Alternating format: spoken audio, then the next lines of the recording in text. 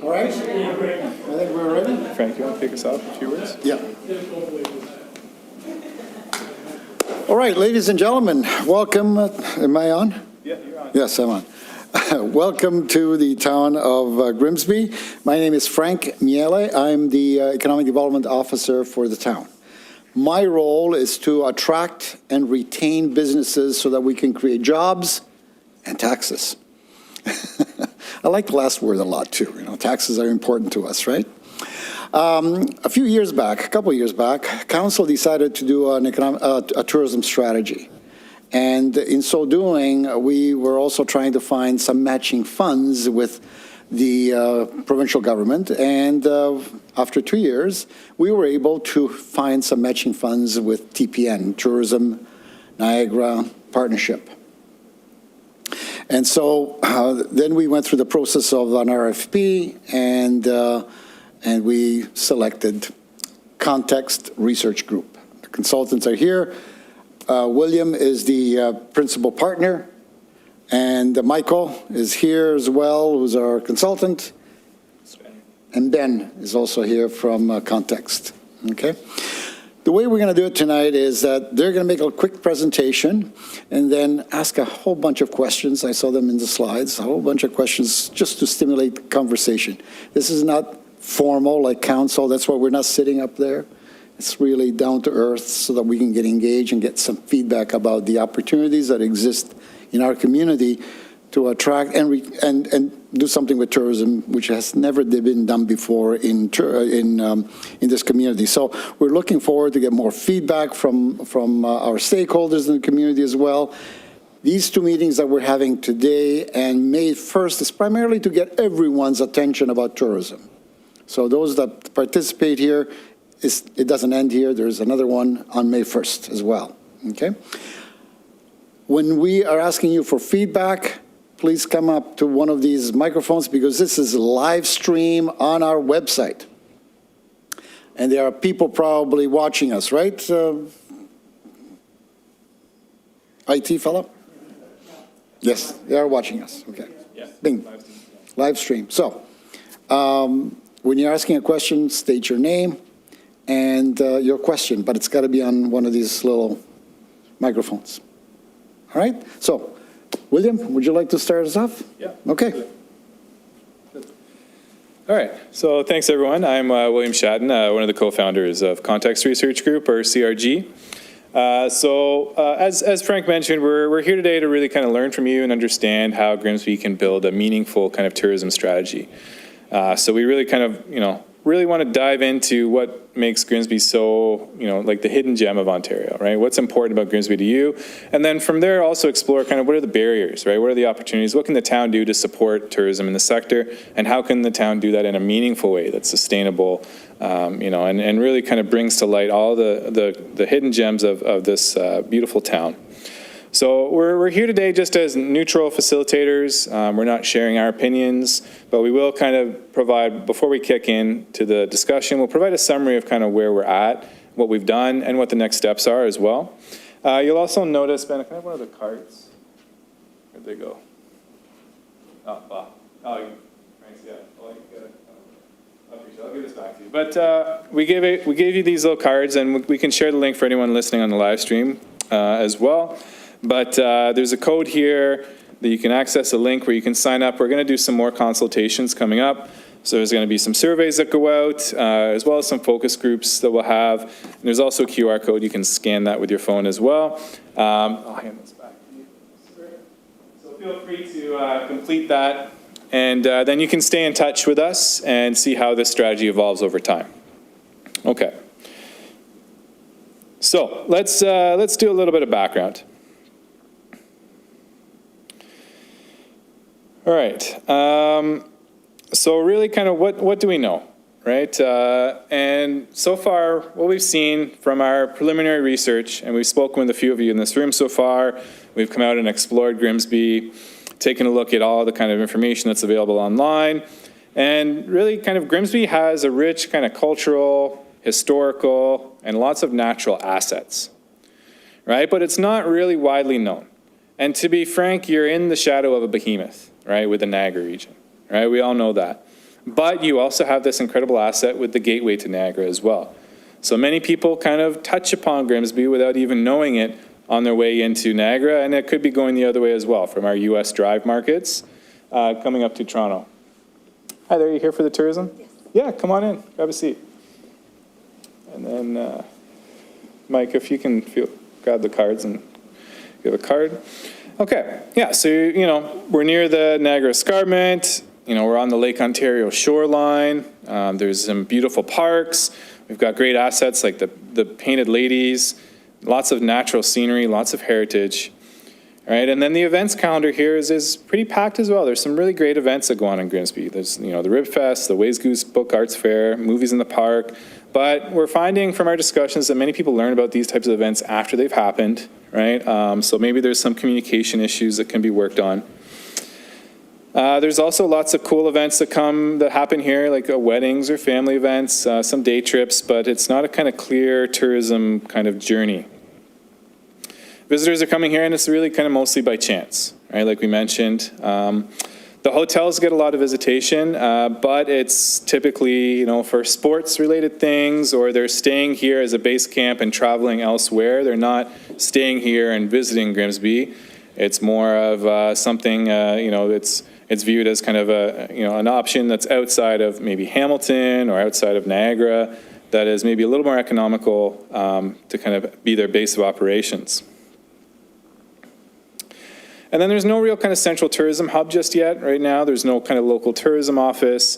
Sometimes there's kind of a lack of consensus or information. We've spoken to some operators in the area who say, we don't really have any brochures or information to give to people if they're asking, right? And really why we're here, there's a lack of a plan, right? So that's kind of why we're here today. Furthermore, Grimsby has a strong appeal on kind of 4 key areas that appeal to a lot of tourists. All right, and our arts and culture, right? We got the Nels Manor Museum, the Grimsby Public Art Gallery. If you're here for tourism, come on in, grab a seat. Yeah. Outdoor and recreation. There's lots of cool parks, lots of cool trails. The Bruce Trail, Beamer Falls, many others. Food and drink. You've got the 40 Creek Distillery. You've got the Camiso Wines. And then I mentioned lots of events as well. But kind of a lack of a unifying theme of what does Grimsby offer to potential visitors, right? What's the value proposition? Why should people come to Grimsby to experience it? What does that look like for them, right? So there needs to be a little bit of a narrative or some storytelling developed that everyone can kind of get behind, right? So a clear brand. So in terms of the barriers, right, there's a lack of this narrative, a lack of the story, a lack of marketing materials, a lack of kind of communication and overall strategy. Maybe there could be a tourism committee or network developed. So we'll kind of explore your thoughts on these things. Some further development of overnight accommodation and maybe some signature attractions. The other big thing is that Grimsby's growing. On my way through the town today, I noticed lots of developments that are going up. And then obviously we've got the big recreation center right behind us that's coming up and will potentially be launching this year. So yeah, really cool things are happening in Grimsby. Lots of people coming here. The town's population, I think, has grown by 35% over the past couple of years and continues to rise, right? So, and the thing about tourism is that tourism isn't only for external people coming in, right? If we develop assets and develop cool events and things like this, local people get to benefit from this as well, right? Local residents, local businesses get to benefit, right? So that's the thing about tourism. If it's done meaningfully and sustainably, right, everyone benefits. It's a win-win for all, right? That's why this strategy is so important. Okay. So that's kind of the preamble. That's why we're here. That's kind of our lay of the land right now, giving you some maybe food for thought. Now I really kind of want to get into our first kind of topic that we'll dive into, which is appeal. I'd like to really kind of hear from you in your own words, kind of how you see Grimsby, right? What does Grimsby mean to you, right? What are the cool things you like to do about Grimsby? What's the heart of Grimsby, right? And some questions to kind of help frame this so you can kind of come up with how you might respond to this is, what does Grimsby do to make you feel special? And, a great question I like is, if you were kind of, explaining Grimsby to someone, like a friend or a family member, how would you explain it to them? Like if they were considering visiting, right? What would your pitch be to them, right? Here's why you should come to Grimsby. Here's why it's great. Here's what you should do. Here's what you should see. What would that look like? If you were talking to a friend or a family member from out of town, right? What would that say? What would you say to them? So, like we said, if you've got an initial thought, please feel free to come up, sit, and Ben will turn on the mic for you. So open it up. Anyone, just think if you had a family or friend from out of town and they said, hey, I'm considering coming to Grimsby, what would you say? This is your itinerary. This is why you should come. This is the feeling you'll get when you leave. This is why you'll enjoy it here. So anyone, yeah, feel free to come in the hot seat here, and Ben will turn the mic on. If I was following your question and I was encouraging people to come here to experience what I've experienced, it would be to learn how the sense of community affects you, your life, your feeling towards your town, your feeling towards your neighbor, and your feeling of obligation to keep it that way and make it better. I come from Hamilton. I traveled all over the place with construction and here and there and everywhere and all this kind of stuff. And when I came to Grimsby, I thought I'd died and gone to heaven. Where I set up shop was right on the 40 Creek. The waterfalls is my backyard, and I had no idea there was a place such as this. But beyond that, within a week, every neighbor almost come down and welcomed me to Grimsby. The Historical Society come up and said, you're welcome to Grimsby. This is kind of a little bit what we're about. The Garden Club, whoever just stopped in and said, hey, shake a hand and hope you like it. Well, I love it. And if anybody was to search out a reason to come to Grimsby, just send them over and I'll talk to them. Anyways, thank you. Appreciate that. We are looking for a slogan, but I've died and gone to heaven is great, but maybe not. It's been used. Yeah. Okay. Yeah. But I like the sentiment, but yeah, that was. I really appreciate that. That's great to hear.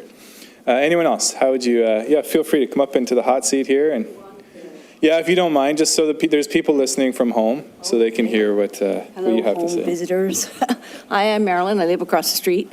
I'm going to say something that I think the councillor probably knows already, but Grimsby to me is about the natural assets we have, whether it's the lake, which I have lived on, the lakeside, or if it's on the side that I'm on now, the south side, and that's Beamer and the conservation area. So the green spaces and places are what make it unique. I work in Toronto, and I think people who know Toronto know there's not a lot of green there. But when I come home, it's the green spaces that help you relax and de-stress. And to me, the lake is spectacular because I can see all of the city across the lake. And then Beamer is the place where I hike almost every day, and that's where you kind of decompress or start the day on the right foot. So that's the natural assets that are significant. And there are also assets that are natural in their structured form, so the parks are fantastic. We have beautiful parks, large parks, small parks, community parks, signature parks, and those are also green spaces. We create those, but they are part of that canopy of greenness that we have in Grimsby. So I always say that Grimsby is like an emerald beside the blue one, the sapphire being the lake and the town. Great history, lots to discover. It's, as you mentioned, maybe underappreciated sometimes. The museum, the art gallery is very, very good. It's for a small town. The library and the art gallery are probably one of the most under-recognized assets that we have. And our programming for the kids is outstanding. So if you have a family of small children or young children, and then as a dog owner, it's a great place to have a pet. So, yeah. Before you go, one question for you. Maybe if you turn the mic on. One. Sure. Yeah. What would you say is, like, if you had to identify a hidden gem in Grimsby, like one hidden gem, what would it be? Well, the whole town is a hidden gem. I think for people who live here, we don't always recognize all the little things that the town has. all the little mementos that you see on the street, or you walk by a building and you don't even know the long history it may have, or a shop that you've never gone in on the main. You've never thought to go in there because you don't recognize that there's an opportunity in there to discover something. So the gems are scattered throughout. It's like it's like the Queen's Crown. There's lots of gems, and it depends on what you want to discover. Yeah, thank you so much. Appreciate that. Anyone else want to come up to the hot mic here and share your thoughts? Yeah, feel free. Please come on up. Sorry, don't worry, it's okay. Hi, my name's Lori Bruni. I actually live right behind where the community center is being built. We moved here 25 years ago from Hamilton. And so my kind of experience is growing my family in Grimsby and how it's progressed. And I have to say that the schools, the programming, I look forward to the books that come out all the seasons for my kids and now my grandchildren who actually visit from Houston. They come here and they involve themselves in all the camps. I'm also a big volunteer. I volunteer at the Nellis Manor. The history here is beyond belief. I think most people, and we do events every year, and people come who live in Grimsby have no idea that how the foundation of even our country started in this area. So to me, that was really important. The downtown core is just lovely to go up and down. We have things like Peninsula Players. We have so many different cultural aspects that as I've been here 25 years, I've gone from being a mom to working. I had a business in town to now my grandchildren, and with volunteering, there's so many volunteer opportunities for the seniors to do, and that to me has been the most all-encompassing. Like Grimsby is all-encompassing for me. I'm on the marketing committee for the Nellis Manor, and every year we try to encompass more things for the community, and every year we see more and more people come out and spread the awareness. So having something like this is going to be great so we can tie it all together with all the Grimsby. I came up with a slogan last year where I came up with the roots of yesterday grow the communities of today. And it's kind of how I feel, how we all started, and how that base has all started to grow our community. I appreciate that. And same question I asked last time. What would you say is like your number one hidden gem or favorite spot in Grimsby? Well, for me, it's the Nellis Manor. Yeah. That has a big spot in my heart, but that's one. Because we find so many people who still come, like I said, who live here, who have no idea that what we're all about or it even existed. Yeah. Yeah, thank you so much. I appreciate that. Okay, yeah, come on up. Hello, my name's Amanda Miracle. I'll tell you what I told everyone that asked me, why did you move to Grimsby? Because we moved here 3 years ago. And the reason we came here was a combination of factors. One was the community, which everyone's already mentioned. Everyone was so open and friendly, and it was just a stark contrast to coming from Toronto and Etobicoke, and you didn't even know the person that lived in the condo beside you, whereas here, everyone says hello to you on the street. So there's just this warmth to the entire community. So that was one factor. The natural beauty, which was already mentioned, which, for people like us who love the outdoors and are avid cyclists, avid motorcyclists, I'm a runner, there was something about being nestled right under the escarpment, which is something that, yes, Niagara has the escarpment, but Grimsby is right under it. And it's incredible to hike the escarpment, to cycle up and down it. Going along Ridge Road is just a beautiful driving or motorcycling experience. It's something you don't get anywhere else. And so that really drew us here as well. And then the other thing was the little things you discover as you start to explore the town. So one of the things for us was the food. I was shocked at how good some of the restaurants here are, coming from Toronto and having access to incredible Thai food and Italian food and other things, and to come here and see incredible quality in food was quite a shock to me. So I don't know, for me, those are the things that when people ask, why would you go there? Oh, and the other thing is accessibility. It is an easy drive to Hamilton, St. Catharines, the US, Toronto. You can get anywhere you need, which also means anyone from those regions, it's an easy place to come to. So, when people ask me why I moved to Grimsby, those are the answers I give them. What's your favorite restaurant in Grimsby?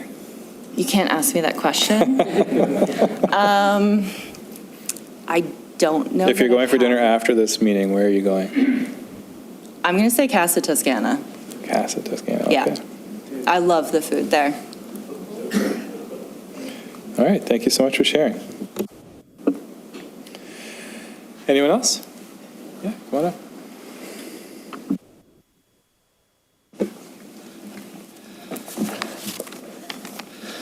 Hi, my name is Paul Sutton. I work at look after one of the local hotels here. I've been living in the Niagara region, 10 miles down the road for the last 25 years, and been in Grimsby, as I say, for the last 3 or 4 years working with the hotel owners. I think when I am driving into the Niagara region, it's almost like landing at Pearson and feeling that it's good to be back in Canada. And I think when I drive along the QEW and I get to Grimsby, I always think it's great to be back in the Niagara region. I think there's a lot of opportunities for Grimsby. Certainly, I've been involved with a lot of exposure to the tour and travel market, bus groups from the US, and I worked up in St. Jacobs, Waterloo for quite a number of years. And the amount of tourist bus groups that go up there because of the marketing of St. Jacobs. And I think when you look at Grimsby and the downtown area, there's a tremendous opportunity if the local business wants to see bus groups come in and really experience a small Ontario town. Tremendous opportunity there. Quite often, instead of taking the QEW on my 25-minute drive home, I'll drive up along Livingston, and I'll drive all the way through Grimsby, Beamsville, and I'm passing fruit stands, wineries, and I'm thinking, this is like being in Europe. This is just beautiful. And I actually slow down so I don't get home too quick, so I can savor that moment. I don't think there's any particular area in the Niagara region that's done a great job marketing to the Quebec market, the Francophone market. I think there's a great opportunity there. The cycling market, tremendous opportunity there.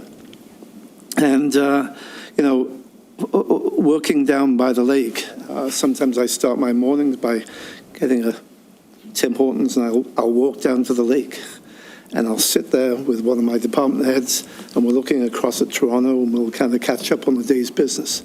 And we have a number of people who stay in the hotel who are doing business in Hamilton, or they're visiting friends or relatives or family who are in the hospitals in Hamilton, and they enjoy the tranquility of the lake. And I think our lakefront, as far as developing that as walking paths, and it's tremendous down there. So just a few areas, certainly culinary tourism, the agriculture that we have here. Just tremendous opportunities. I think our proximity to Jordan Harbour, the kayaking and everything else, I don't think, and the rowing at Henley, there's a tremendous opportunity to partner with not only the wineries but everything else that's happening in this region, and it really is spectacular living here. I really appreciate you sharing that. Thank you so much.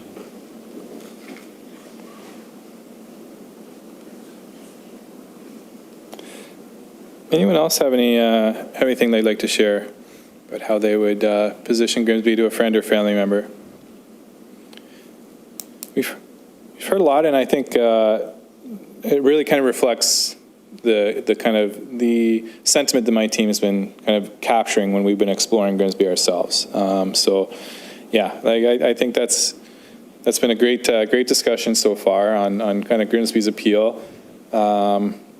We've learned a lot, so thank you so much for sharing. So let's move on to our next topic, which is really focusing on kind of the supports that are required to move this forward. right?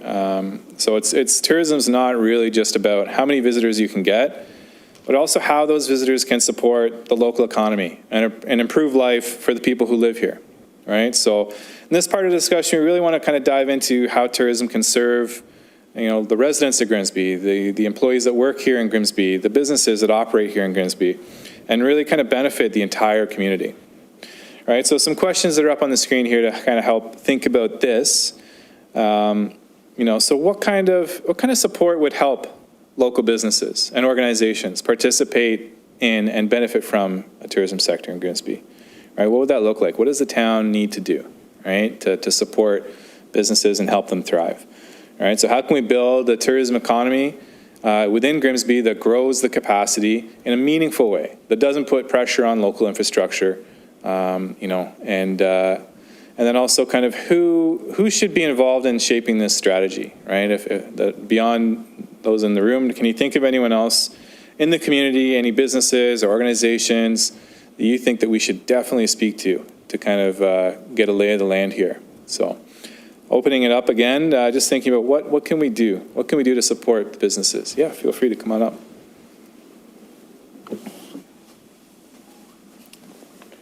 There's a sign in an alleyway between Harmony Jewelers and the old Masonic Hall.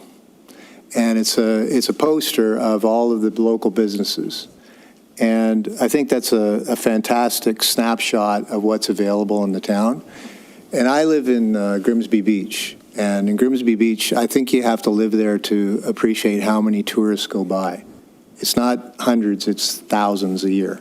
It has to be a very poor weather day not to see somebody from Toronto, Burlington, Mississauga, and international cities. I met people from all over the world there. There are dozens on a weekday, and there are 50 to 100 on a weekend. And there's a missed opportunity not to have a poster like there is in that alleyway in Grimsby Beach. It doesn't have to be a physical poster. It could be a QR code. There's one of the issues we have down there is that, I don't know if you guys had a chance to go down there, but the roads are very narrow. There's no sidewalks. Tourists have to walk on the road, and there's limited parking. The town owns a property over by the Grand Old Oak stand that as a town hall, a town Grimsby Beach Hall. And so there is some parking there, particularly on weekends when it's not used as a daycare center. But to put to push tourists to that as a start and end place, and to post advertisements like that poster would guide people into the town, because they're about 2.5 kilometers outside of town. And many people, will stop and talk, and they'll say, where can I go to get something to eat? And I give them my recommendations, but it would be better if they had, because I am not, and other residents are not there to talk to tourists all the time. If there was somewhere that they could get that information and make their way into town instead of getting back in their car and going on down the highway, which is, I think, what they tend to do. Appreciate that. Before you go, where do you recommend people go to get food? Where do you recommend? What are your top recos for food? Well, I like my kitchen, but it depends on. It really depends on who I see, whether they've got kids, whether they've got whether they're going for a very quick bite, or whether they've got more time. Gotcha. Most of them are transient. They're on their way somewhere. Yeah. And so I recommend a coffee shop, Station 1, usually. Okay. Appreciate that. Thank you very much. Yeah, feel free. Come on up.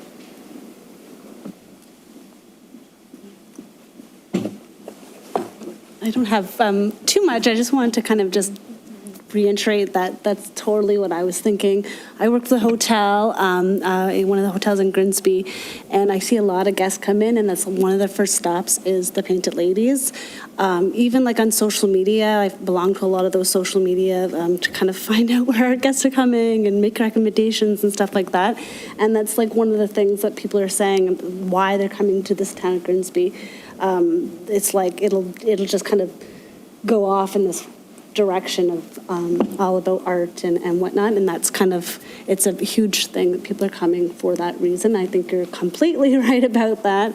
And again, like a lot of people coming in the hotel are speaking about it. And like if we can kind of somehow connect that with downtown, whether or not do some sort of Painted Lady feature or something like that, kind of make it a more of attraction, and then bring people downtown or even to Grimsby on the Lake, then it's possible that we kind of get a little bit more movement, not just in the Grimsby Beach area, but like kind of downtown and Grimsby on the Lake, and get everyone moving around. So, but I think, it's talked about. It's like the reason why a lot of people go to some hotels in London, they have the water park, it's for like kids, or like, it's a feature that we have that people know about. A lot of people know about it, so in Ontario. So that's, I just wanted to say that's a great point. Before you leave, so you mentioned you work with one of the hotels.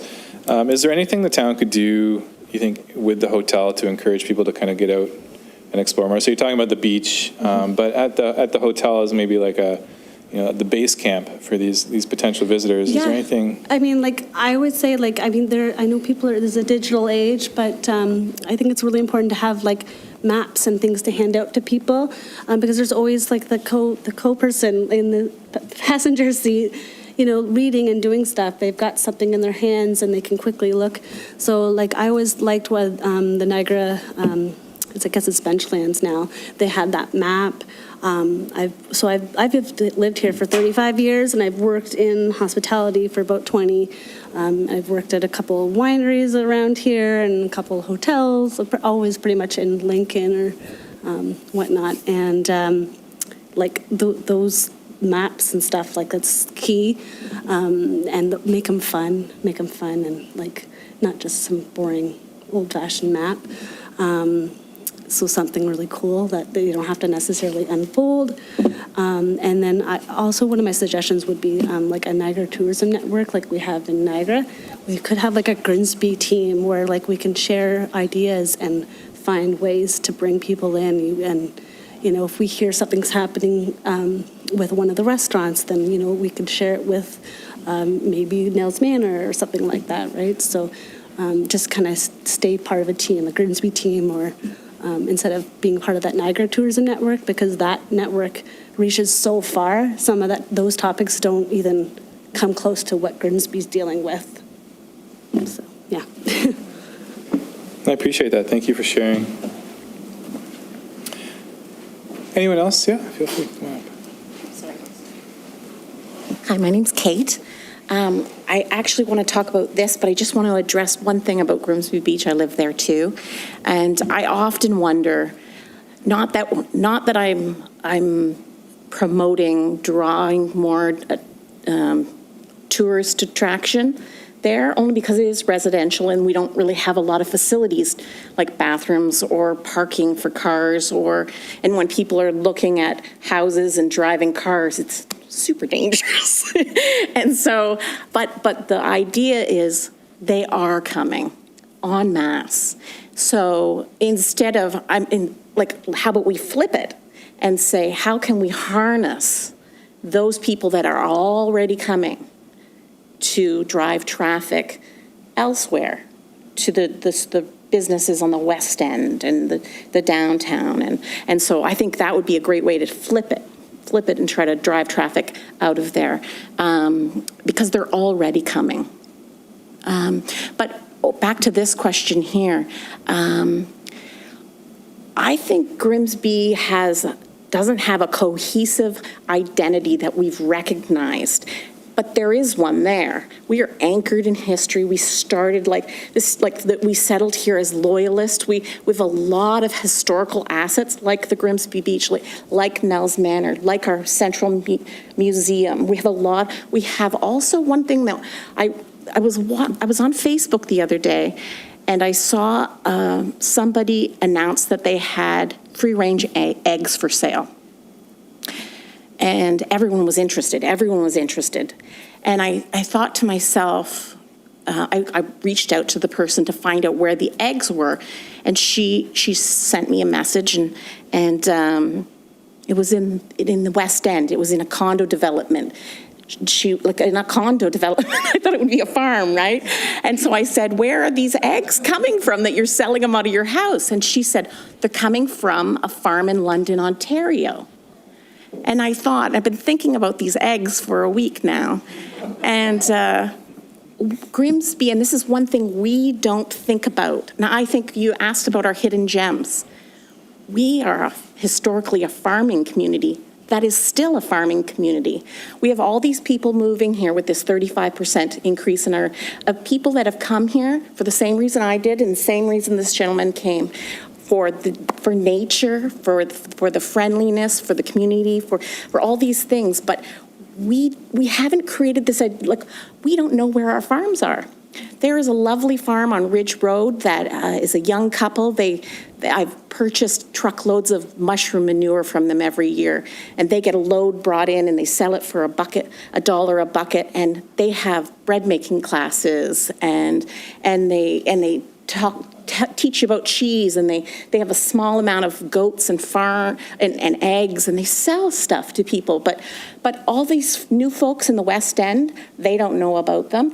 I've been here 20 years, and I've often thought we need to do a little bit of research and create a database of all these lovely farms. I just did a quick, and I left it in my purse, a quick search, Grimsby Farms, in Google. We've got tons of them, and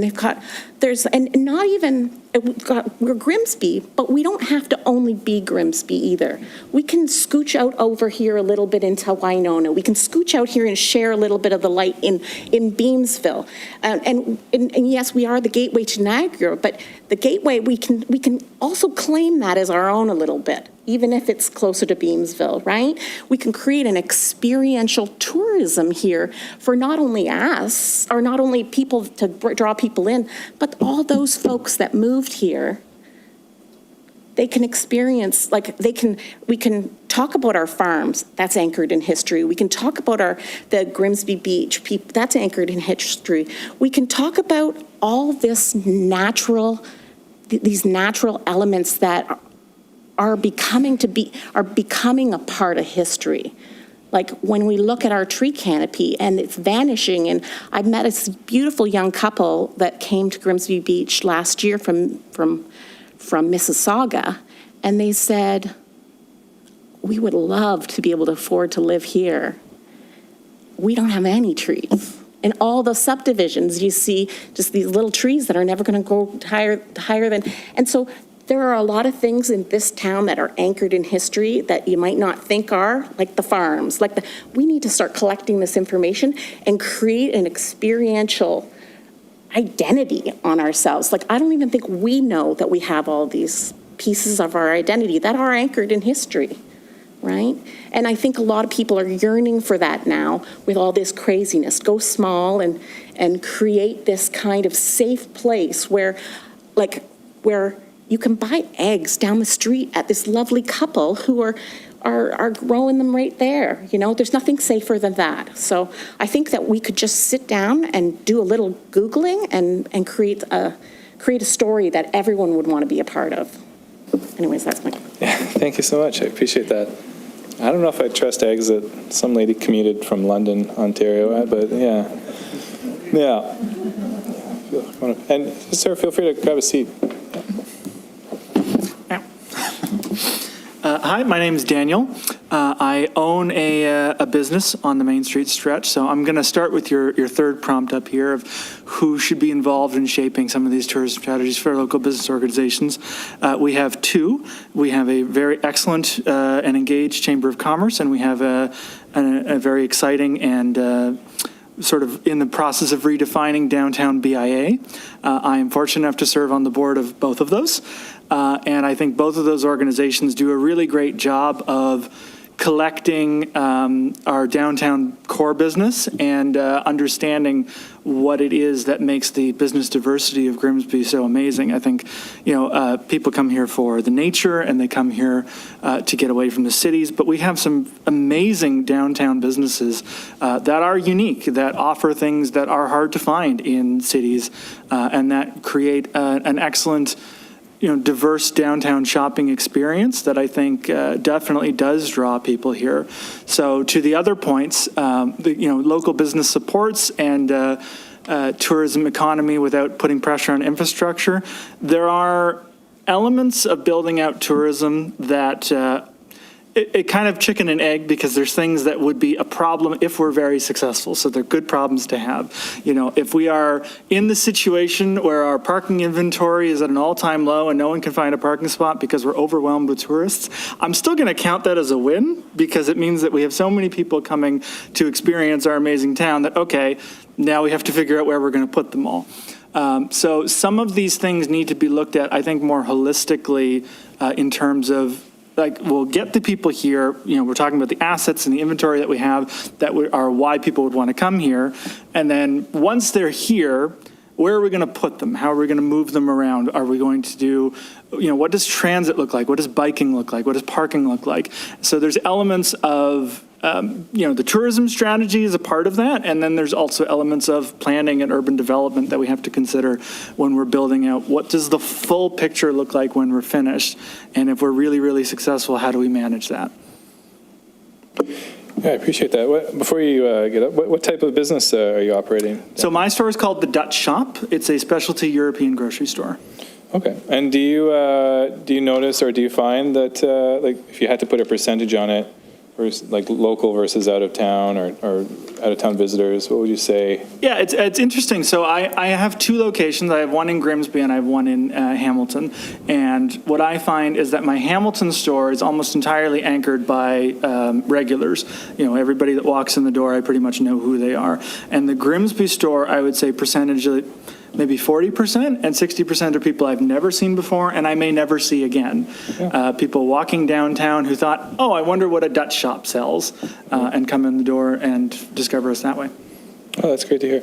And we'd definitely be interested in chatting with the Chamber of Commerce, and definitely a BIA for downtown. So please, there's a link on that card. I hope you got one. If not, make sure you get one. That we'd like to get your contact information. We can set up a meeting with those organizations. Thank you, for sure.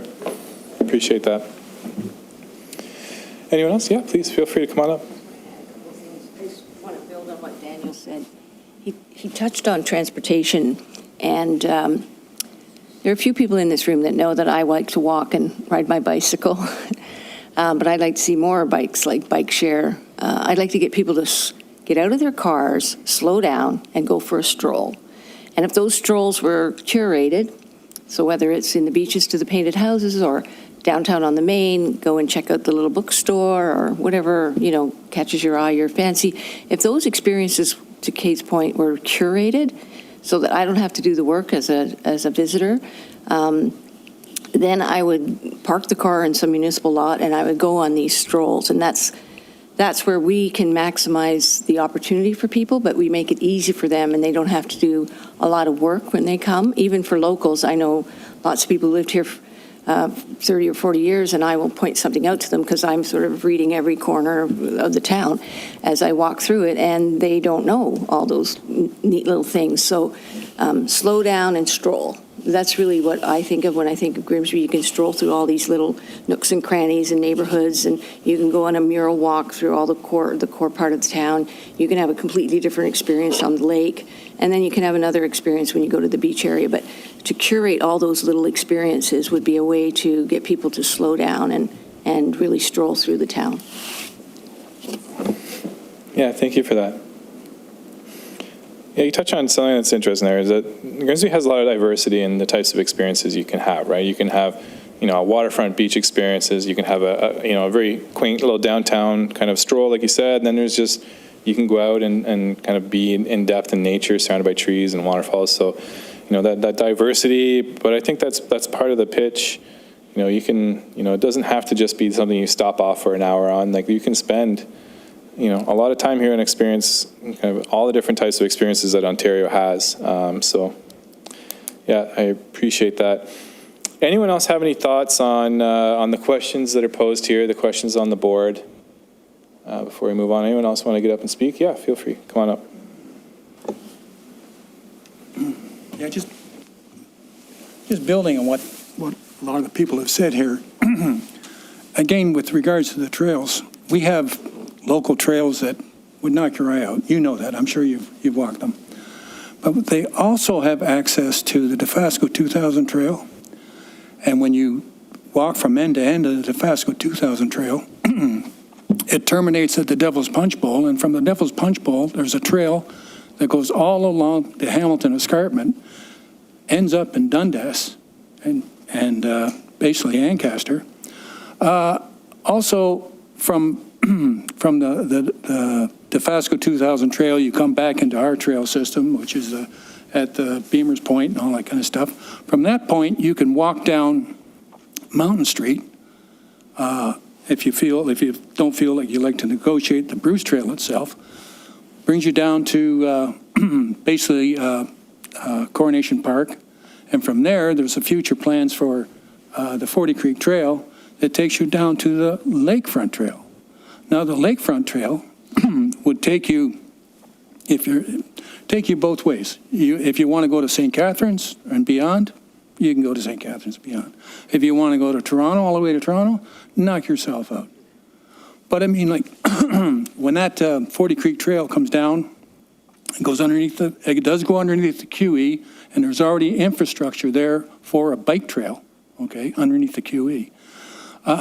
When you terminate at the Lakeshore Trail, you now have access to Grimsby. I call it Grimsby, where's the lake?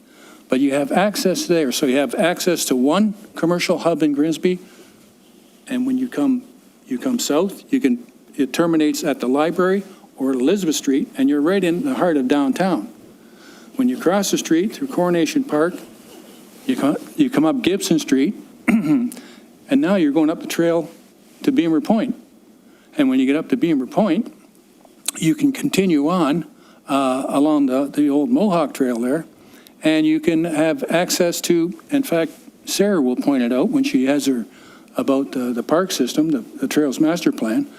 There's views on joining the Dofasco 2000 Trail to our trail system and side trails and beyond. So it's not just like we're isolated in Grimsby and we can enjoy all these access out, but also there's access in.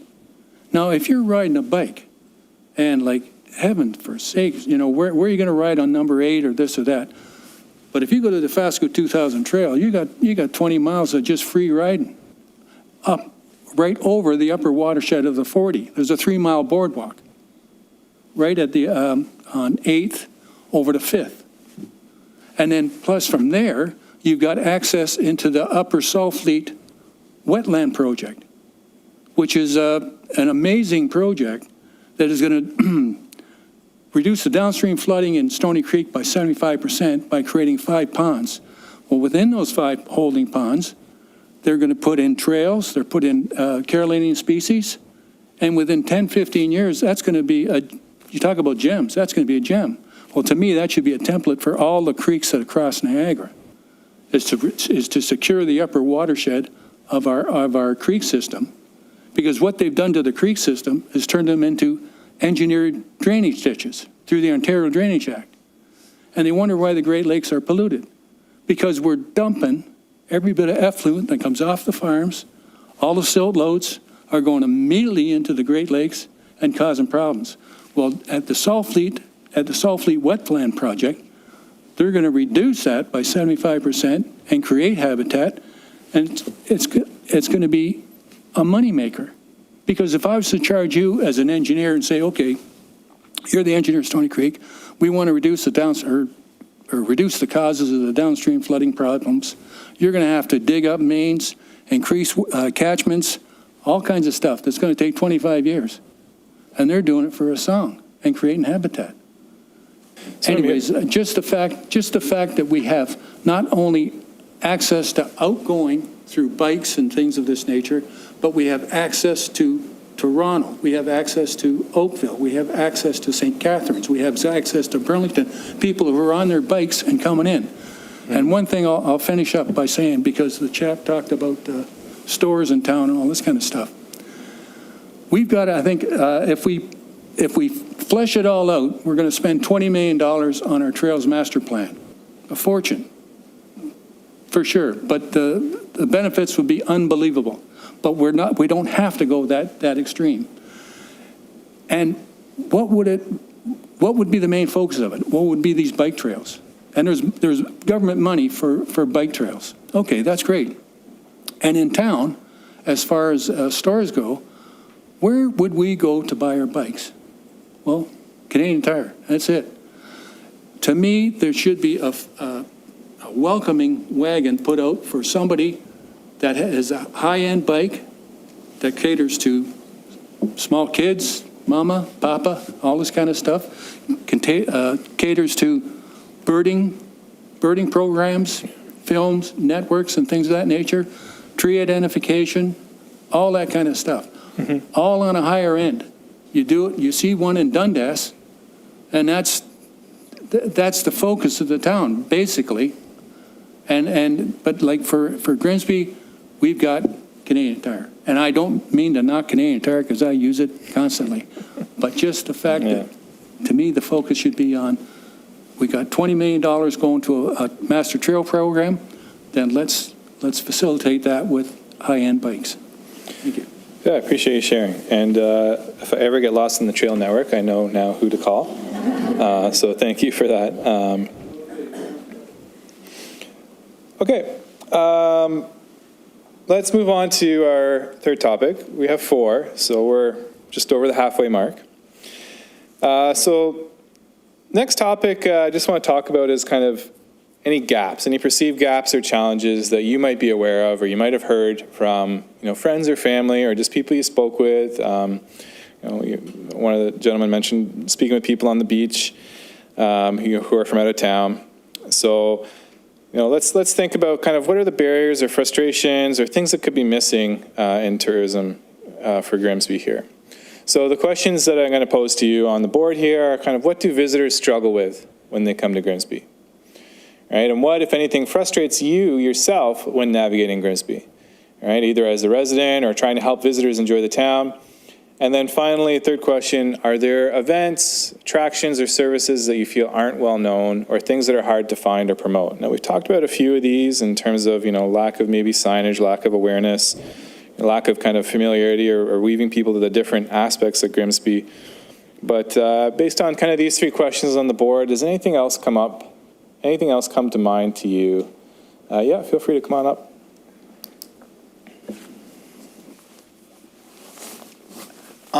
So I think for the gaps of the events and the attractions and services, me and my wife have lived in Grimsby for 7 years now, and until I started my own business downtown Grimsby, I didn't go downtown Grimsby because I didn't know anything about it. And when I was driving through it, there was too much of a rush to just get through it and not see what was down there.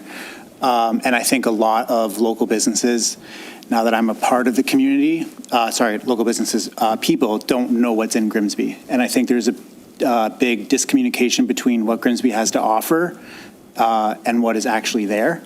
And I think that in forms of tourism as a whole, we should be figuring out who we're trying to attract. Because I think there's a lot of people tourism just in Grimsby residents coming to Grimsby that we're not benefiting from. And then tourism from people in Niagara, and then tourism from outside of Niagara. I think there's 3 different categories that we should be targeting differently, because there's a lot of people who don't know about the farmers market, who don't know about the Dutch shop or any other shops that are downtown Grimsby because they're new and they live along the water and they don't come down here because it's non-existent to them because they don't know that it exists.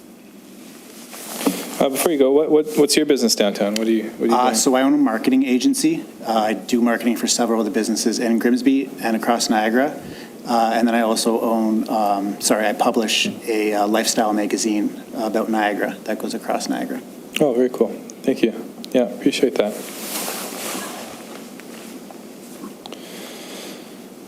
Anyone else have any thoughts on potential gaps? Gaps here?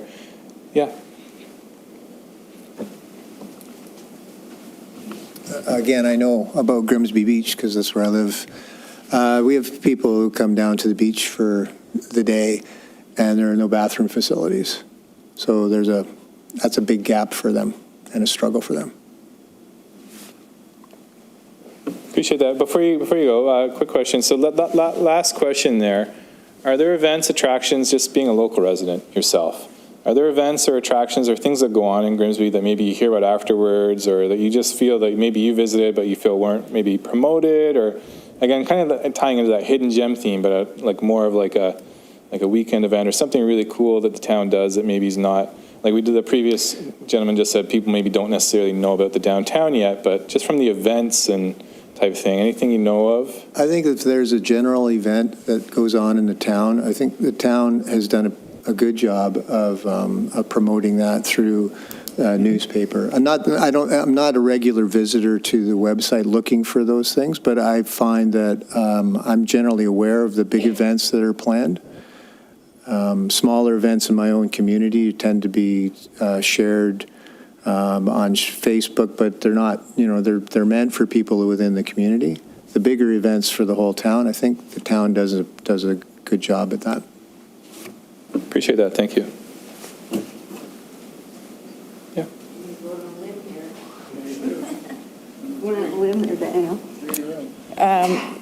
Okay, again, my name's Marilyn. I find something peculiar about Grimsby, and I can't quite articulate what it is, but Mondays are a weird day here. And what I mean by that is some shores are open, but some are not. Some they all have different hours, so that's a challenge because you don't know if you come to one store, it closes at 4:30, and another one, a few steps away, it closes at 5.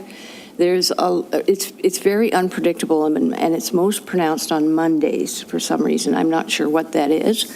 A lot of places choose Monday for their closed day. Of course, we live in a world of commerce that's 24/7. Amazon's taught us that.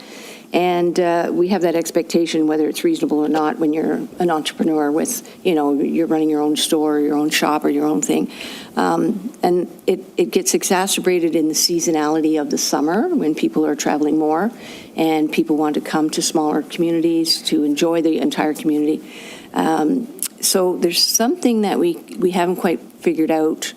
If we're going to ask people to come here and experience us, we have to be able to be open to them. I mean, literally open. And that's something that we haven't really addressed as a community collectively. The transportation is an issue. As I say, we need people to get out of their cars and spend time, not just drive through town. And as Ben said, he lived here for a while before he went downtown. You could say the same thing about Grimsby on the Lake. I hear people who live on Grimsby on the Lake who think it's too far to come downtown. And that mind-boggling, right? But nevertheless, if they bought a condo on the lake and they have the amenities that they need there, they simply don't realize that the town is like 2 minutes away, or 5 minutes, or 10 at the worst. You can literally go across town in 12 minutes. So, I'm sorry, people, it's just a small town. And so the transportation thing is a bit of a myth that people stumble over. And if we had some softer infrastructure, like, micro mobility things and more wayfinding, and we're all addicted to our phones. So if there was wayfinding, that would enhance that experience. That's the way you do it today. I like the idea of maps. I like maps, but I know that everyone lives on their phone. So there's something there as well. And I do agree with Bob that the bigger attractions are known, but I think that there's an opportunity to do a lot more social media marketing and really dig down into the specifics of all the things that are going on, like finding the eggs or 9 Acre Farm that's up on the Ridge Road, which has a great drawing clientele who ride their bikes simply to go buy that particular little farm and get whatever produce they have there. So there's all these niche experiences, and people need to be helped to find them. Yeah, thank you so much for sharing.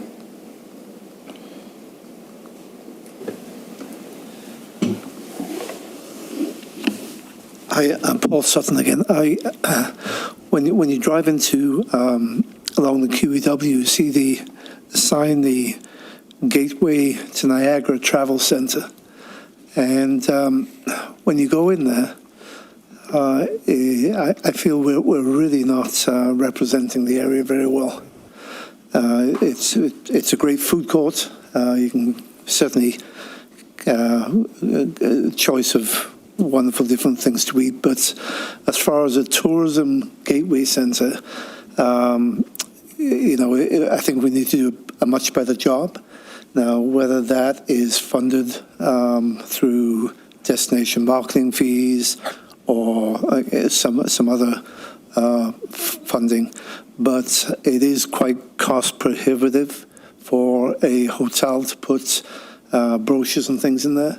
And I think we need to be able to walk into that area and see a huge map on the wall and pictures of all the wineries and all the stores. And so I think we need to do a much better job there as well. Yeah, I appreciate you sharing that. We were in there earlier today and kind of had the same sentiment as you there, Paul. So I think to the first question, what do visitors struggle with in Grimsby? I'm gonna. If you've spent any time downtown talking with town merchants, I'm going to touch on a hot button subject, which is the word parking. And there's only so much that we can do, but I think if you ask most downtown merchants, one of the struggles of getting people to come downtown is both a question on the availability of parking, but also on the wayfinding around parking. I think we have parking inventory that's underutilized because people don't know that it's there. And then we also have strains on our most popular parking because it's, the closest, and people will always park at the closest parking spot if they can. And I think the other major struggle for tourists coming into Grimsby, as Paul just said, is information that, getting people who stop at the Gateway or who are staying at the hotel or wherever they're coming through the region, the kind of information of, what are the best shops, what are the best restaurants, what are the local attractions. We don't have a great tourism guide or a business guide, and, organizations like the Chamber and the BIA have tried to put those things together, but it's a moving target because the business diversity changes all of the time.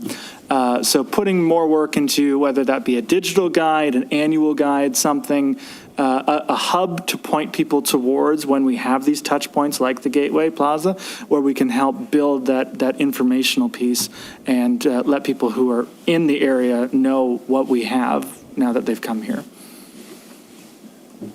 Yeah, for sure. I appreciate that. Yeah. Hi, Joe Amati, living in Grimsby for 3 years with my wife who spoke earlier. A couple of thoughts I would love to share. In terms of struggling and frustrations, part of it in the summertime especially is simply just traffic. So the QEW gets cluttered with all the Torontonians driving to Niagara, and us as local residents often get caught up on that. Those same drivers will get off the QE, cut through Grimsby, and interfere with our ability to enjoy our town. It's going to therefore interfere with the ability for us to draw in tourists. So I think that needs to be something that we have to think about solving as we think to build our tourism strategy. Second, I would say in the vein of getting around, beyond getting around when you're actually in Grimsby, it's actually how do you get people to Grimsby? So there's tons of American tourists in Niagara Falls. There's tons of American tourists in Toronto who don't have cars. They've got no way of getting here, so therefore no way of enjoying our town and spending all the money they're bringing up with us. So what opportunities we have there when you talk about partnerships or how to enable it to have some sort of transportation hub that moves people through the whole benchlands and stops in Grimsby as well, and maybe partnering with the rest of the benchlands who are also building up their tourism infrastructure to have sort of a unified approach. And then the third thing I would point out is a lot of what we talk about, what makes Grimsby beautiful, we've tended to talk about it through the lens of summer enjoyment. So nature in the summertime, the lake, walking outside. There's a huge opportunity for wintertime when we won't be competing as much with all the neighboring regions for that same small town feel. Let's make sure we're not forgetting that we want to get people here in wintertime as well, where the businesses would appreciate that. Us as residents would love to host people, show them how beautiful the escarpment is, the trails are in the wintertime. Another big opportunity that I want to make sure we don't forget. Yeah, thank you for sharing that. And that's certainly part of a sustainable tourism model is capturing off-season travelers as well and emphasizing off-season activities. So, yeah, the trails, the escarpment. If there's anything else that comes to mind for you on things to do in Grimsby during the winter, please feel free to kind of share those with us using the QR code on the handout that we were providing you. And that goes for everyone. If there's anything you can think of in the off-season periods, like we heard from a few people today that the summer times here are busy, right, already. So, it's not necessarily what can we do in the shoulder and the off seasons, the spring, the fall, the winter, to really kind of emphasize the beauty that Grimsby has. Okay.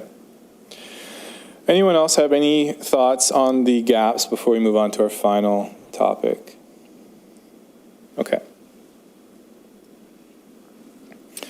So the final one, and we've heard this a lot today as well, about the heritage of Grimsby, right? So our final topic, we want to talk about kind of ways that we can ensure that what matters most is protected in this strategy, right? So Grimsby is a beautiful town with a lot to offer, right? So we've got lots of natural spaces, we've got historic sites, we've got, the small town character of the town of Grimsby. So when we consider trying to open up this community to others, right, to visitors, what do we need to do to ensure that, the local kind of sentiment, this local character is considered and balanced to kind of preserve this beauty and unique character of Grimsby? All right, so the three questions I'm going to pose to you now are, how can Grimsby invite more visitors without losing what makes Grimsby feel like Grimsby?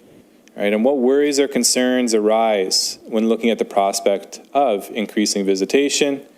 And what would a kind of sustainable approach to tourism look like here? Like, what does that mean to you to kind of keep that balance between, the local character, but also expanding all the benefits that come with tourism, right? There are benefits. It's better for businesses, right? All the money that tourism will generate that goes back into the town to build up infrastructure, to invest in improving the trails, right? Things like this. Like I said, to do this right, it's a win-win for everyone, right? So what does that win-win scenario look like to you?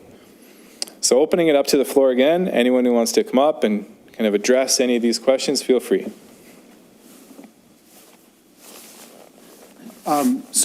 I grew up in Font Hill. You know where Font Hill is? So it's further towards Niagara Falls. But when I was there as a kid, it was just like one strip and then a bunch of farmlands. And now there's like hockey rinks and there's like a Wendy's and McDonald's, and that didn't exist before. But it's on the outskirts of the downtown area. And the downtown area still has that hometown vibe, but people, the majority of the traffic comes to the bigger things just outside of the downtown catchment. And I think that if we really push into the downtown area, not the downtown area, the water area, and get more, businesses there or more attractions there, that would hopefully then bring back people to the hometown feel of what is the downtown strip. Yeah, appreciate that. Anyone else have any thoughts on this kind of balance? Yeah, feel free to come on up. Well, as I think I talked to you guys before everything got started here, but if we're talking about, again, the trails and how people would access the trails and what benefit they would get out of them, I always think if we do anything for tourism and for whatever, we do it for the community first.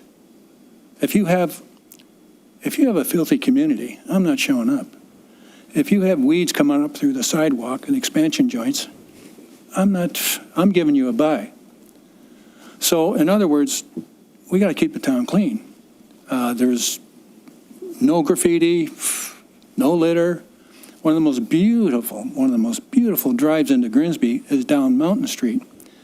When you come down in the fall or you come down in the summer and you can peek through the tree and see the Lake Ontario and you see Toronto beyond, it takes your breath away. But if we were to leave that road down there with, marred with litter and things of this nature, well, then that would take away the whole experience. So first things first, do things for the community, keep it clean. And I don't think that should be a hard assignment, but I mean, everybody would want that. But it would show to the people coming into the town that, hey, these folks appreciate their town. This is a nice town. I'm coming back. Second of all, when we talked, you and I talked before about it, but is the trails. Okay, we've got beautiful trails. We've also got a tree canopy that is Carolinian, and it's one of the biggest in Niagara. It's the biggest portion of Carolinian Canada in Niagara. Carolinian Canada started in 1984. My property was one of the first properties chosen for Carolinian Canada. I was a guy, construction, this and that. I had no idea what it was. Where I grew up on the mountain, it was mud. It was the bring in the houses, get them up and doing, it was nothing but mud. And all I remember as a kid was, oh, a brown bird. That was it. I come to Grimsby, boom, my eyes were open. And 4 years in, Carolinian Canada showed up, and they were just starting off. And they asked me if I go into a stewardship program. And I said, well, what does it take? He says, a handshake. There's my hand. And what they did was they would send material about Carolinian species, things of this nature, small tax breaks, all this kind of stuff. It was fascinating. Well, that's expanded. Carolinian Canada has expanded over the year. They have a tourism section now. If you go on their website, they have an actual tourism section. They've done all audits up here at the Beamer Point and rated the forest in itself and all this kind of stuff. And they've done that all through Niagara. They've done that all through Chatham, Brant, all the way. But Grimsby was the beginning of it. Excuse me. So when I say about what can we do to enhance the trails that we already have, I say we have a tree audit done by the folks from Niagara Peninsula, or we have an expert in town, Bruce McKenzie, an absolute expert, great guy, and you get a chuckle out of him too. Anyways, he could do an audit, or the Niagara Peninsula Authority could do an audit, and find out what tree species we do have that border the trails that we do have now. And we can make up plaques that have the name on it, and plus do it in Braille, and turn it into an educational trail. So when you're advertising, bringing people to Grimsby, and you say, okay, we've got these beautiful trails, we've got the beautiful canopy of the Carolinian species and all this kind of stuff, but we also have educational trails. We could take kids from our school programs and take them up there, and they're learning the trees. A chap that's difficult seeing and all this kind of stuff, or maybe even blind, has to see through his hands. He can touch that portion of Braille, and he can feel the bark, and he's seeing that tree. Same with a person that has full sight and goes up there and sees the sign. Okay, that's a pawpaw, or that's a black walnut, or whatever, and look beside it and see what the Braille is. So that's how I would say it in Braille. So I'm learning. But just that simple fact on doing that, and to me, it wouldn't cost nothing. Very little money. All it would cost is, say, go to community living, have them do the audit, find out the trees that we need, how many signs we need, go to community living, they make them. We could even have them out, help putting them on the trees and all this kind of stuff. And what would that cost? And therefore, and there, outside of Grimsby, you're known as a caring community. You're known as an educational community.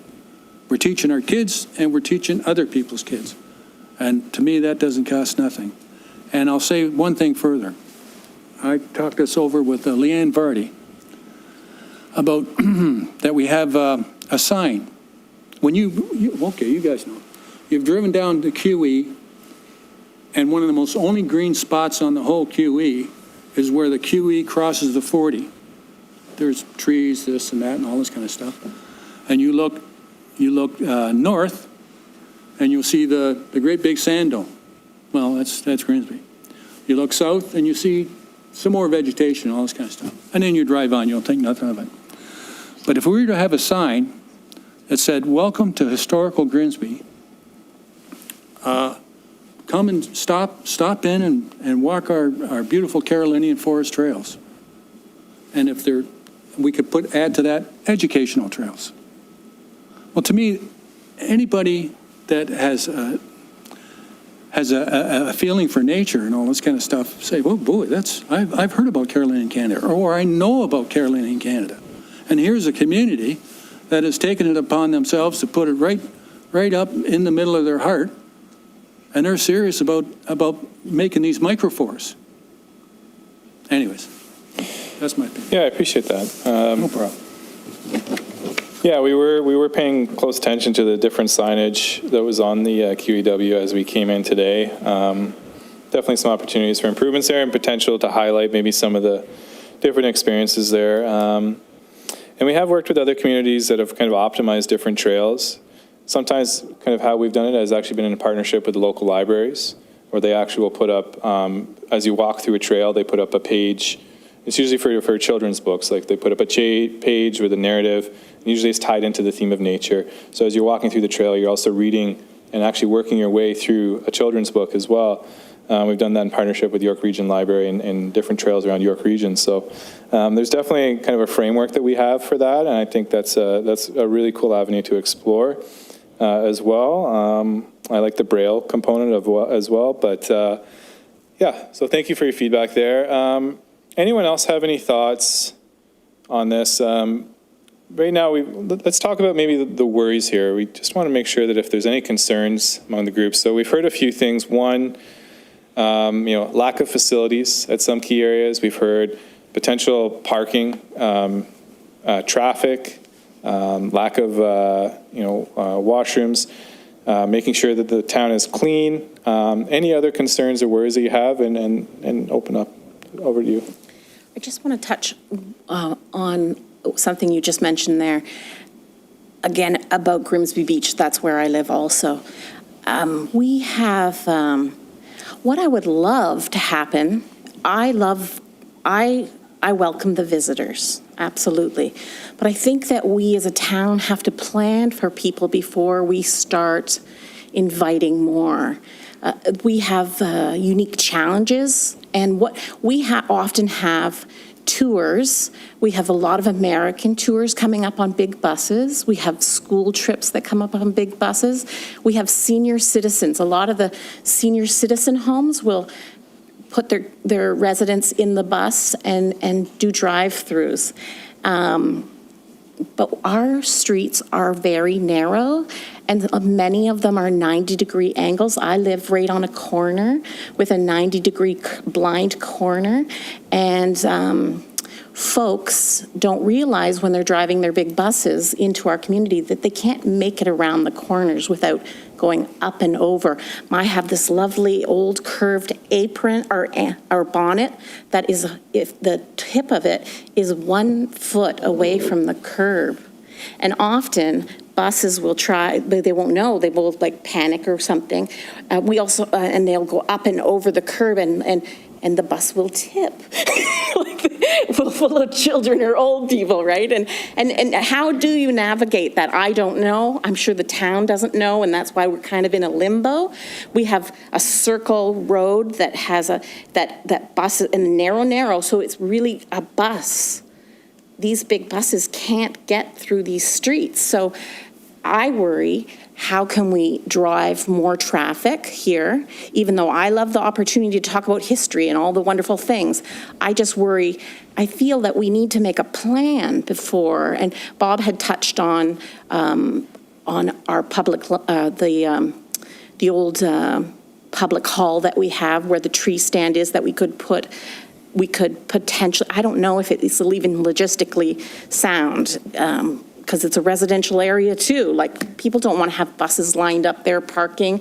Do you know what I mean? It's just hard. Like, I don't know what the solution is, but I think we need to have some sort of solution. And I don't know if people are going to be looking at signs and reading no buses allowed when they're looking at all these crazy colored houses. Do you know what I mean? I don't know what the solution is. There's a lot of challenges, but I feel that we need to have a solution. We need to know where these, and a lot of people coming to our residence, like there's a lot of people coming in cars, but there are a lot of buses full of people too. And so Question on Where the do they buses. go? Do they stop? Are they just doing a drive-through, or are they stopping? Some and people drive do walk through, some drive through, some will drive. They will pull onto a street which only has enough room. A lot of these streets are single-car roads, and they will park. And then people will exit the vehicle, and you can't get past them. You can't, and then the bus won't know where to go. So they sometimes just idle there in front of our houses. So, which is, we'd love to welcome people, but what I would be concerned about is more idling buses, more buses trying to get around my corner, more, you know what I mean? Like, I feel like we need to figure out a solution for a wayfinding for them. And it's hard because the buses are coming from all kinds of sources. So how do I communicate when I don't know you're coming? How do I communicate with all the schools, all the senior citizens, all the American tour buses? It's really hard, right? Unless there was a big sign coming off the highway that said Grimsby Beach parking arrow, but then where is that parking going to be when it's all residential areas?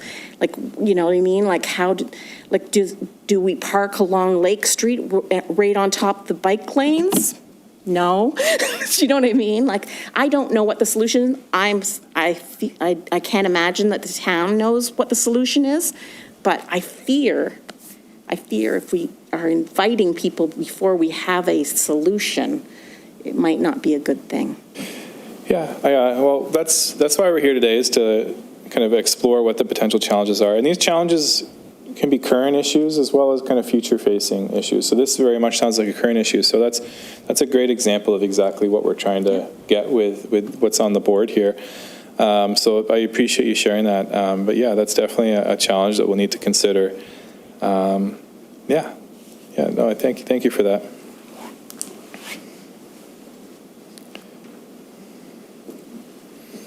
Anyone else have any thoughts or current challenges or future potential challenges? Yeah, come on up. I know I'm one of the younger people in this room. How do you know that? But I think there's always going to be change, especially with juggling preserving heritage and tourism. They're completely opposite things. And bringing in new people and bringing in money to our town it's going to have to include change with heritage spots, and it's going to have to include change with curbs and the way that the town is configured. And I don't think we can ever necessarily plan for all those things until they start happening. And I know they're happening, like you were mentioning, in the beach area right now, and there's things that we could do to help that. But I think in the general scheme of it is that if we want to bring tourism and we want to bring people in here, we just, in general, as a town, have to be adaptive to change, and that when we start bringing in these new ideas, that it's not going to be perfect. And it's kind of like the same thing that's happening with downtown Grimsby right now, is you have condos and stuff being built, and some people like it, some people don't, but in the end, those condos are going to be filled with people, and they're going to be filled with businesses that are going to bring back money into our economy. And I think that's kind of how all tourism should be looked at, is just the better for the town and fix the problems as they come. Yeah, I mean, that's, we're kind of, plan for the worst, hope for the best right now. We're trying to, like you said, we're trying to build a plan right now that will kind of, as best we can, proactively try and anticipate what these challenges might be, and also trying to understand what the current challenges are. But like you said, tourism is a moving and evolving thing, and for sure, we will need to kind of monitor this and adapt to future challenges that come up that we can't anticipate. We're not going to be able today in these meetings and the consultations we do predict everything that happens, but yeah, it's exactly, so it's a great point. I think that really resonates. Anyone else have any thoughts on this topic that's on screen? If not, we'll move to just a general kind of open floor now. If there's anything else that you want to share, anything we haven't talked about, any other thoughts that came up, just want to make sure that you have space to kind of share anything with us before we close out. Also want to mention that on the handouts that we gave you, if you didn't get one, you make sure you pick one up before you leave. They're on the tables, but there's a link and a QR code on those. Yeah, over to you, Frank.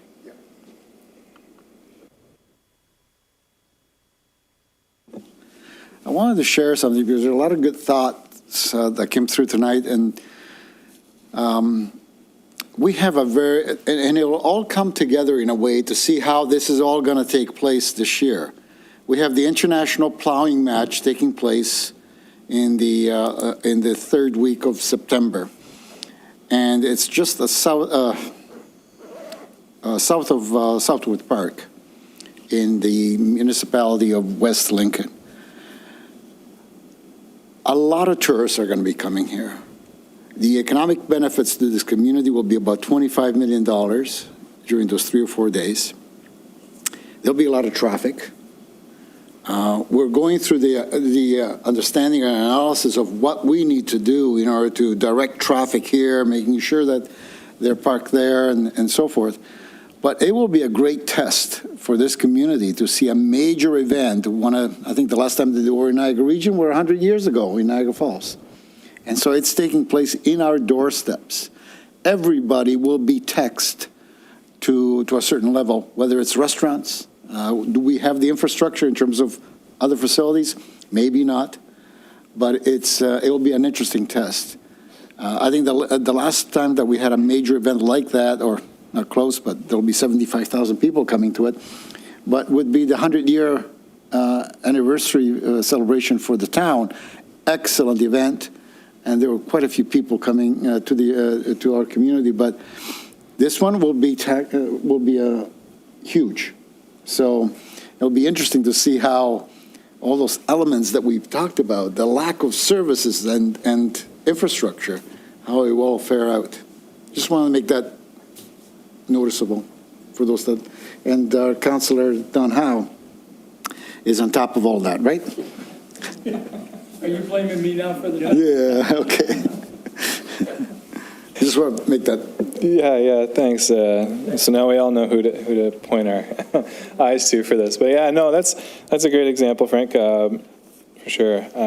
And great to hear. I remember about a decade ago, I lived in the Beaches area in Toronto, and they had the Jazz Fest once a year, and they completely shut down Queen Street, which is the main artery in and out of the Beaches. So it's an incredible festival. It happens over a couple days. But as someone who lives in the Beaches, you now can't enter or exit your community anymore because the main artery is completely shut down. But it's a cool, but that's the thing. There's these trade-offs, right? It's a huge inconvenience for someone who lives in that community, but it draws in so many people to appreciate the beach, and it's just such a cool experience. You can walk down the street that is normally just packed full of cars, and everyone's socialing. It's just a big kind of street festival. So, these things, like there's pros and cons to these events, but what you have to remember, and what I always told myself as it was coming up, is that it'll be over in a couple of days. Enjoy it while it's here, right? And just kind of embrace the experience. So thank you for sharing that, Frank. So as I mentioned, there's a website and a QR code that you can scan.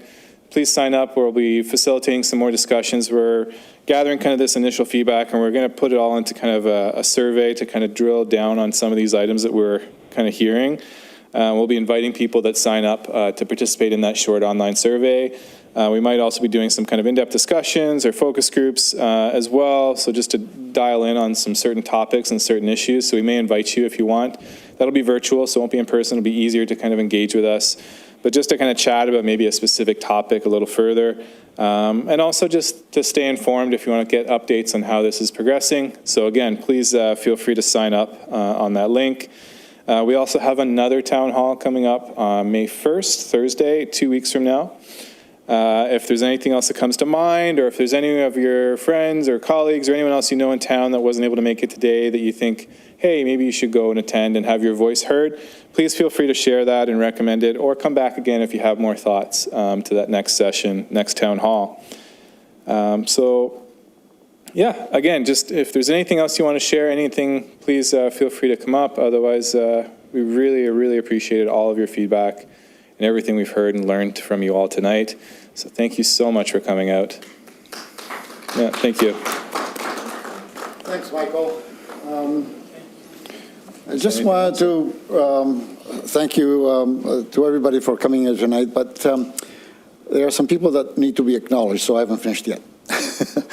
Our Councillor Don Howe is here. Councillor Reg Frake is here. He's also the chair of the GDAC committee. Our planning director is here. Harold, back there. And, of course, Sarah, our community services director. I'm going to ask Reg, who's our GDAC chair, to say maybe a few words, concluding words, and then we'll finish. By the way, on your way out, take my book called The Economic Development Report and read it when you're really bored. Thanks, Frank. I'm not going to keep you very long. It's a long night.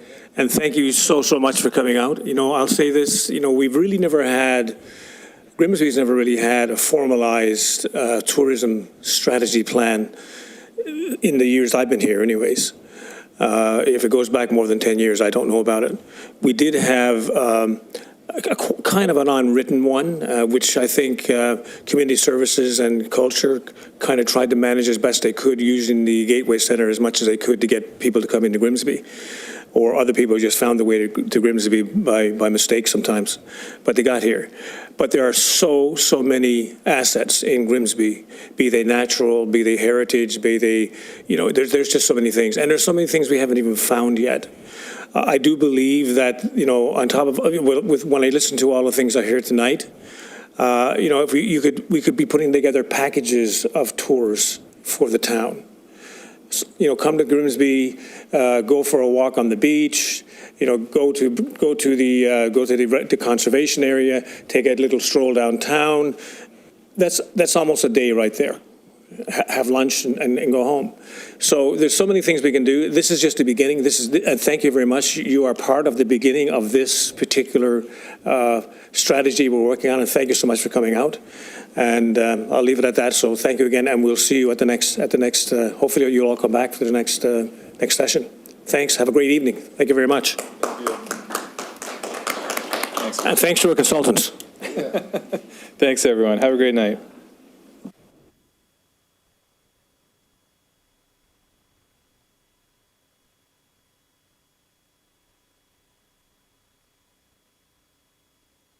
Recording stop.